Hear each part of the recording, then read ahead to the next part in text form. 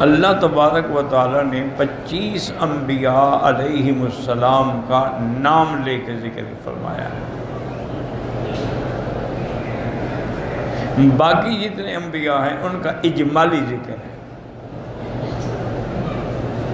اس لیے اللہ نے فرمایا کہ میرے محبوب بہت انبیاء ہیں جن کے واقعات ہم نے آپ کو بیان کیے، منہم من لم نقصص علیک، اور بہت ہیں جن کا ہم نے ذکر نہیں کیا۔ تو ان 25 انبیاء میں سے پھر 4 انبیاء جو ہیں ان کا ذکر قرآن میں بہت بے حد تفصیل سے آیا ہے اور مختلف صورتوں میں آیا ہے۔ سورۃ البقرہ میں، اعراف میں، سورۃ طٰہٰ میں، سورۃ الانبیاء میں، یعنی کئی صورتوں میں ذکر ہے۔ ان میں ایک حضرت آدم علیہ السلام ہیں کہ ان کا ذکر بھی اللہ نے قرآن میں کئی مقام پہ فرمایا ہے اور بڑی تفصیل سے ذکر فرمایا۔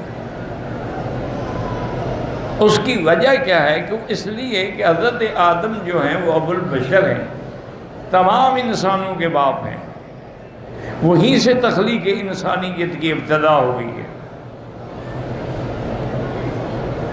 سب سے پہلے اللہ نے آدم کو پیدا کیا، پھر حوا کو پیدا کیا، اس کے بعد پھر آگے آ کے ان کی نسل چلی۔ اور دوسرا یہ ہے کہ اللہ نے ہر مخلوق کو حکم سے پیدا فرمایا ہے کہ ہو جا، ہو گیا۔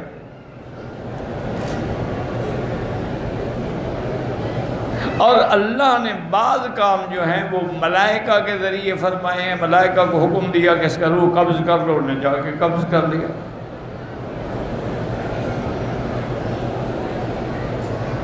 لیکن یہ آدم کی شان ہے کہ جس کو اللہ نے اپنے ہاتھوں سے بنایا۔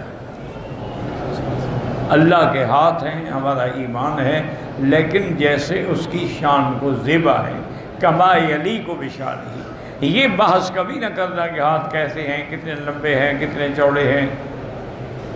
یہ بحث کرو گے تو پھر کافر ہو جاؤ۔ اللہ کی جتنی صفات ہیں ان پر بس ایمان ہے۔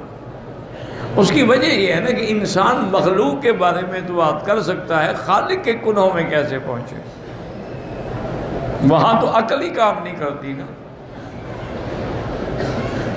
وہ چیزیں تو ماورائے عقل ہیں،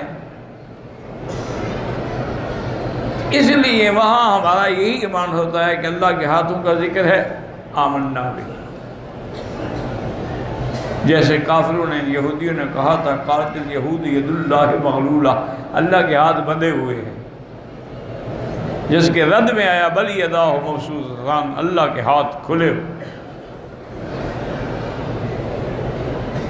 اسی طرح اللہ کے چہرے مبارک کا بھی ذکر ہے قرآن میں، فَوَلُّوا وُجُوهَكُمْ شَطْرَهُ أَيْنَمَا تُوَلُّوا فَثَمَّ وَجْهُ اللَّهِ، وجہ اللہ کا ذکر آ گیا۔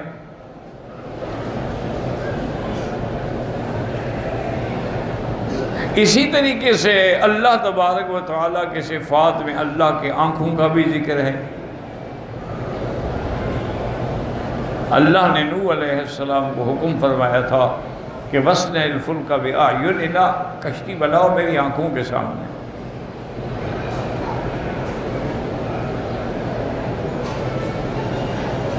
اسی طرح اللہ تبارک و تعالیٰ کے قرآن میں ساق کا بھی ذکر ہے کہ قیامت کے دن یوم یکشف عن ساق، جب آپ اپنی پنڈلی مبارک سے کپڑا ہٹائیں گے، پردہ ہٹائیں گے۔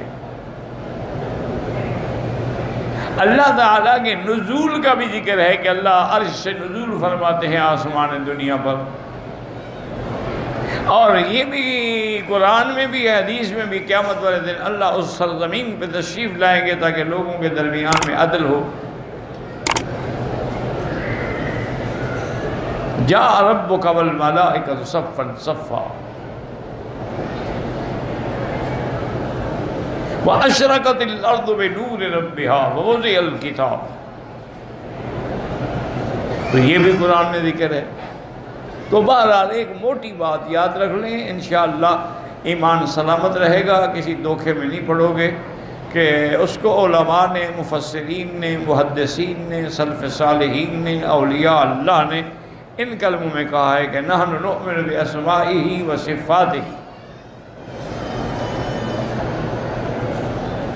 ما ذکرہ اللہ فی کتابہ او علی لسان رسولہ من غیر تکییف ولا تعطیل ولا تشبیہ ولا تمثیل، کہ ہمارا اللہ کے ناموں پر بھی ایمان ہے، اللہ کی صفات پر بھی ایمان ہے، لیکن صفتیں بھی وہ جو قرآن میں ہیں یا حضور نے بیان فرما دی، خود نہیں بنانی صفت۔